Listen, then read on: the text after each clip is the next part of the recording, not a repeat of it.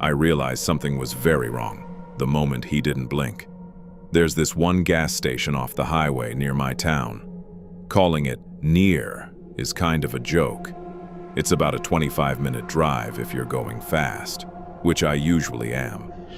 Out here, that counts as close. It's the only place open all night, and when you live in the middle of nowhere with a broken sleep schedule, you end up there more often than you'd like to admit. That night, it was a little after 2 a.m. I had been working on my laptop for hours. I always get my best work done late at night, but it comes with one downside. You suddenly go from fine to starving in seconds. So I shut everything down and made the drive.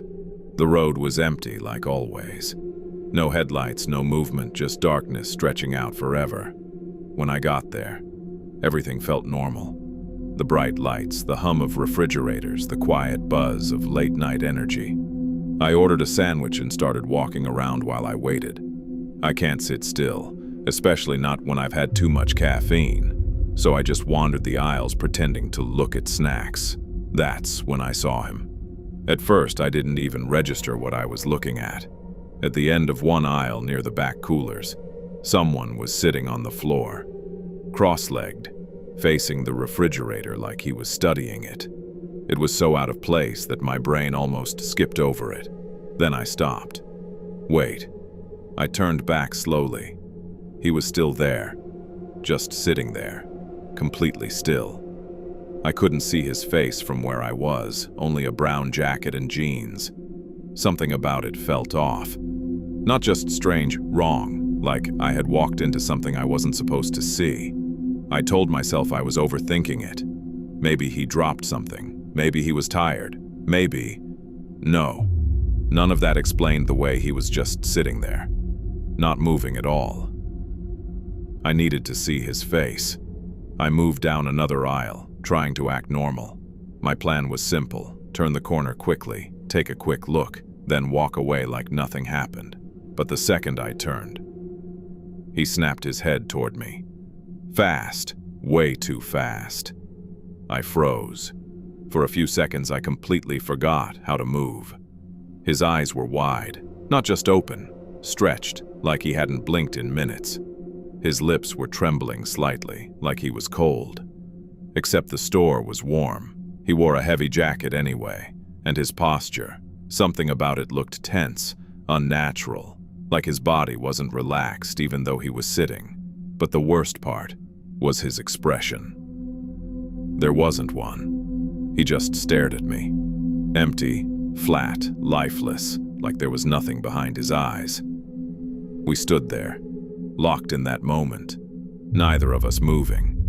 It felt like it went on forever, even though it was probably only a few seconds. I broke eye contact first. I turned and walked away, trying not to rush, trying not to show anything. But inside, my chest felt tight. Something about him wasn't just strange, it felt dangerous. I went to the counter and waited for my food, keeping my body angled so I could still see that part of the store.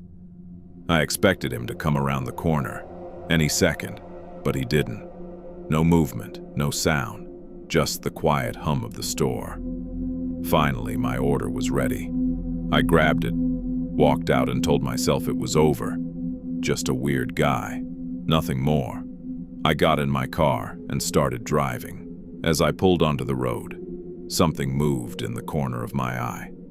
I glanced back at the gas station. A figure was running, fast, from the entrance, straight across the parking lot. Brown jacket.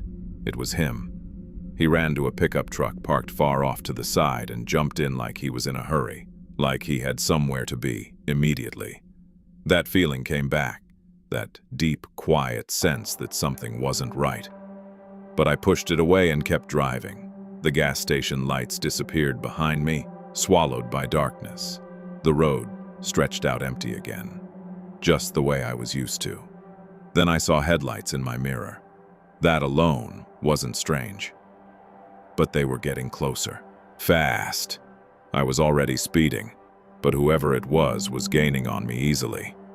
My first thought was police, so I slowed down a little. The car kept coming, closer, closer. No flashing lights. That's when I felt it. That cold drop in my stomach. The vehicle pulled up behind me.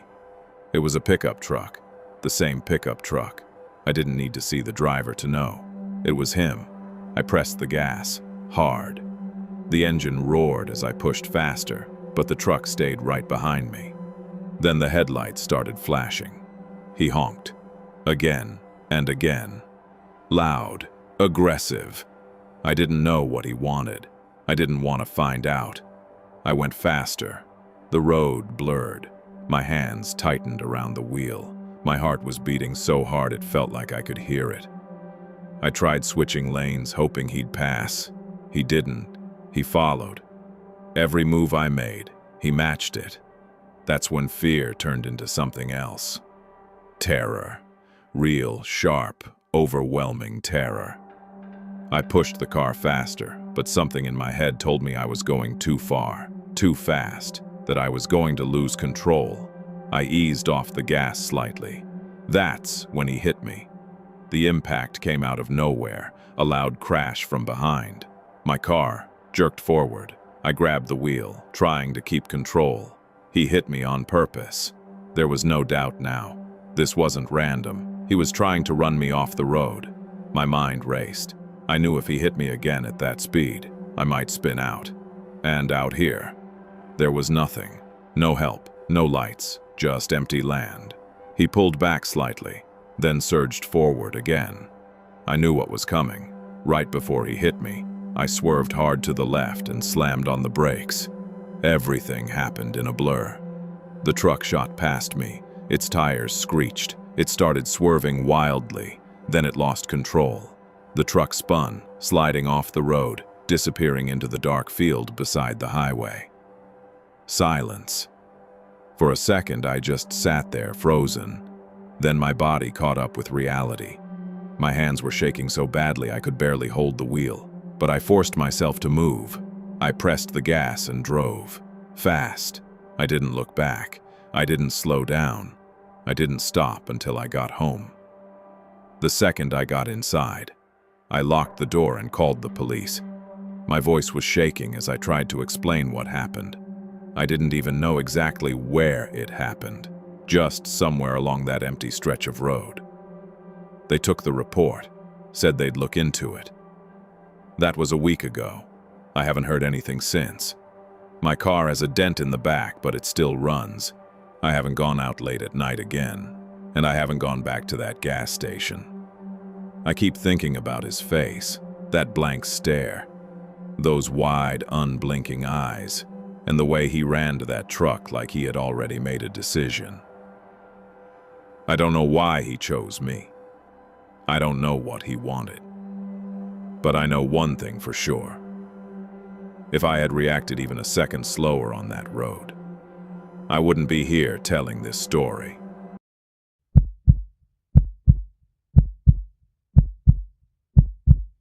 I should have kept driving the moment I saw her. It was around 1 a.m., somewhere along a long, empty stretch of road in southern New Mexico. I was working a delivery job back then. Long hours, unpredictable routes, and miles of nothing but darkness. That night, I was on the final leg of a run, cutting through a narrow highway that most people avoided after sunset. If you've never driven through that part of the country at night, it's hard to explain. No streetlights, no buildings, just endless black desert and a thin ribbon of road cutting through it. You might see another car every 20 or 30 minutes, if that. I had a podcast playing quietly, just to break the silence. That's when I saw the car. A red hatchback, pulled off onto the shoulder with its hazard lights blinking. As I got closer, my headlights lit up a woman standing beside it. She had one arm raised, holding her phone up like she was trying to catch a signal. I slowed down. Not all the way, but enough to take a better look. My first instinct was to keep going. Out there at that hour, you don't stop unless you absolutely have to. Too many things can go wrong. But then I hesitated. I thought about what it would feel like to be stuck out there alone. I thought about people I cared about. What if it were them? That hesitation was my mistake. I rolled down the passenger window just a couple inches. She rushed toward the truck immediately and tried the handle. Locked. "I need a ride," she said quickly. "My car died. I can't get any signal out here." Her voice sounded off. Not scared exactly. More like rushed, slightly slurred. I studied her for a second. She looked normal enough. Mid-20s maybe. But something didn't sit right. Still, I had something that gave me confidence. I kept a handgun tucked just under the steering column. I never talked about it at work, but given the places I drove through, I figured it was better to be prepared. So after a few seconds, I unlocked the door. She got in fast. "Thank you," she muttered, barely looking at me. I started driving. I tried asking her simple questions. What happened to the car? Did it make any noise before it died? Did she hit something? Her answers didn't make sense. She kept dodging the questions, telling me to just drive. Her words blurred together slightly, like she couldn't focus. That uneasy feeling started growing. I was already thinking about stopping and telling her to get out. Then I made one last glance in the mirror, and everything changed. A man stepped out from behind her car. He hadn't been there before. He had been hiding. A cold wave hit me instantly. Before I could even fully process that, I looked forward again and saw another figure standing in the road, right in front of me, about 50 feet ahead. He was holding something long, a bat maybe, or a pipe. I couldn't tell, but he started moving toward my truck. That's when instinct took over. I slammed my foot on the gas. The engine roared as the truck surged forward. Behind me, the woman twisted in her seat to look back. Then she started yelling, loud, panicked, but not the kind of panic you'd expect. More like frustration. Then she did something that made my blood run cold. She reached into her bag, digging fast, desperate. I didn't wait to see what she'd pull out. "Don't move," I said sharply. With one hand on the wheel, I grabbed my gun and brought it up, resting it where she could clearly see it. I didn't point it at her. I didn't need to. She froze, completely. Her hand stopped inside the bag. The yelling stopped too. Silence filled the truck again, heavy and tense. She slowly pulled her hand out, empty, and just stared straight ahead. The rest of the drive felt endless. No talking, no movement. Just the sound of the road beneath us. Every mile felt like a risk. I kept my focus ahead, my grip tight, my mind racing. I didn't know if the guys back there would follow. I didn't know what she had planned, but I knew one thing. I wasn't stopping until I reached somewhere public. Finally, lights appeared in the distance. A gas station. There were 2 semi-trucks parked outside, engines idling. People, that's all I needed. I pulled in fast and stopped near the entrance. "Get out," I said. She didn't move. I said, "Get out." She shook her head slightly, muttering something I couldn't understand. I wasn't arguing. I leaned across, shoved the door open, and forced her out of the truck. She stumbled and fell onto the pavement, yelling, loud now angry, words slurring together into nonsense. One of the truckers nearby started jogging toward us, probably trying to figure out what was going on. From his perspective, it probably looked bad. A guy throwing a woman out of his vehicle in the middle of the night. I didn't stick around to explain. I shouted a quick warning, something about her not being safe. But I could already feel the situation turning into something else. So I got back in the truck and drove off, fast. I didn't stop until I reached another gas station a few miles down. My hands were still shaking when I stepped out. I went around to the passenger side and opened the door. I needed to check something, anything. That's when I saw it. Wedged between the seat cushions, a small pile of items, a burner phone battery, and a sealed pack of zip ties. I just stood there for a second, staring. My stomach dropped. There was no good explanation for that. None. I didn't want to think about what would have happened if I hadn't seen those men, or if I had stopped completely back there, or if I hadn't shown the gun. I grabbed everything, walked to a trash can, and threw it away. Then I got back in the truck and kept driving. I didn't report it. Not to the police, not to my company. There were too many questions I didn't want to answer, too many things that could turn into problems for me. So I stayed quiet, but I never forgot.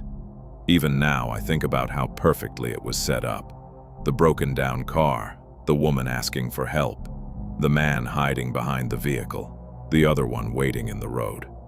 It wasn't random, it was planned, and I drove straight into it.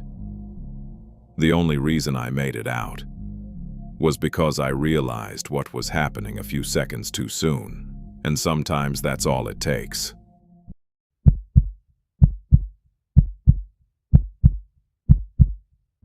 The moment I heard breathing that wasn't mine, I knew I wasn't alone. This happened a few years ago when my husband and I were driving cross-country. We had planned a long route from Utah to Georgia, taking our time and stopping at places we wanted to see. It wasn't the fastest way, but that was the point. Late one night, somewhere in western Kansas, we pulled off the highway for gas. I had been asleep in the passenger seat for hours.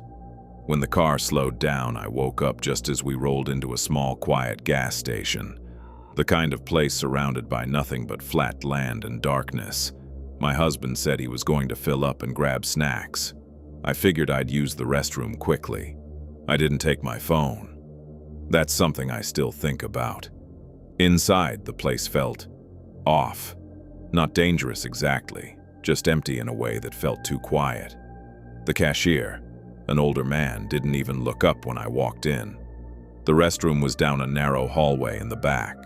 As I pushed the door open, I nearly ran into a woman coming out of one of the stalls, and immediately, something about her felt wrong. Her hair was messy and gray, sticking together in uneven clumps. She wore cheap flip-flops that made a soft slapping sound against the floor. And despite the summer heat, she had on a thick, oversized coat with dull purple and green colors. But it wasn't just how she looked. It was how she stared. She locked eyes with me and didn't look away. Not a polite glance, not a quick acknowledgement, just staring like she was waiting. I gave a small nod, trying to move past her, but she didn't shift right away. For a second, we just stood there, too close, her gaze fixed on me. Then she slowly stepped aside. I went into a stall and locked the door, trying to shake off the feeling. Maybe she was just odd. That's what I told myself, but then I heard the flip-flops again. Instead of leaving, she walked over to the sink area and stopped. No water running, no movement, just standing there, waiting. I sat there in silence, my uneasiness growing. Something about the situation didn't make sense. Then, after what felt like a long pause, I heard her walk toward the door. The door opened, closed, silence, relief washed over me. I waited a few extra seconds just to be sure. That's when I heard it. Breathing, not mine, slow, quiet, somewhere in the bathroom. My entire body went still. She hadn't left. She had faked it.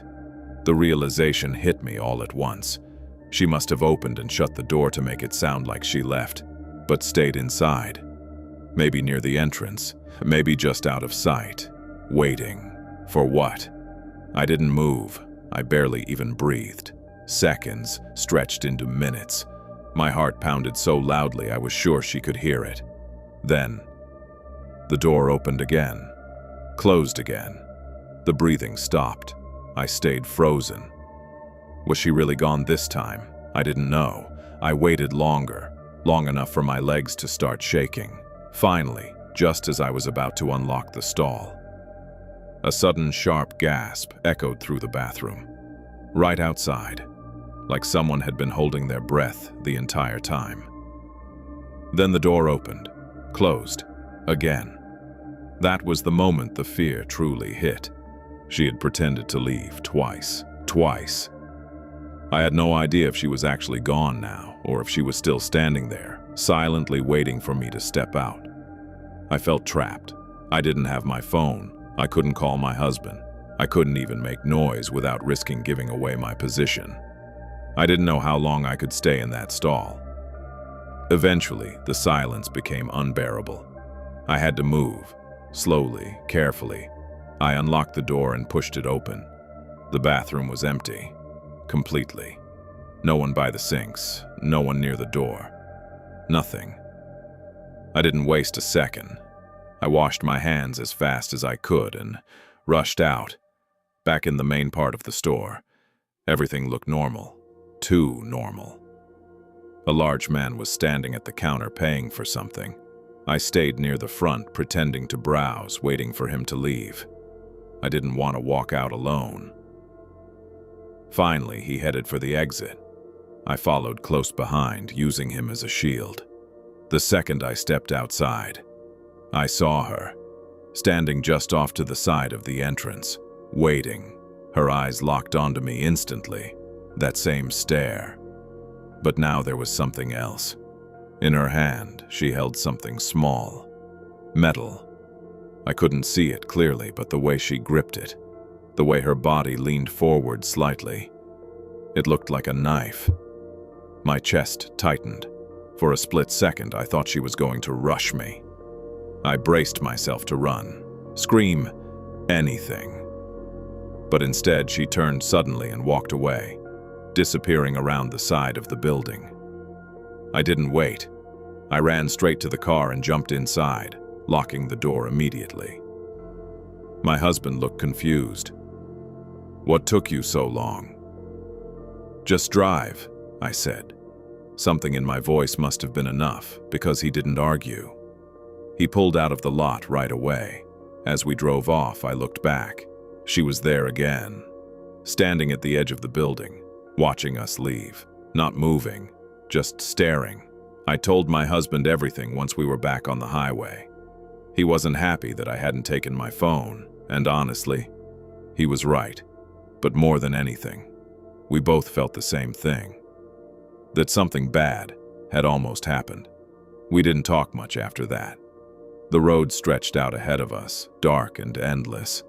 And even now I still think about that bathroom, about the silence, the fake exits, the breathing in the dark, and the way she waited outside. I don't know what she wanted, but I'm certain of one thing.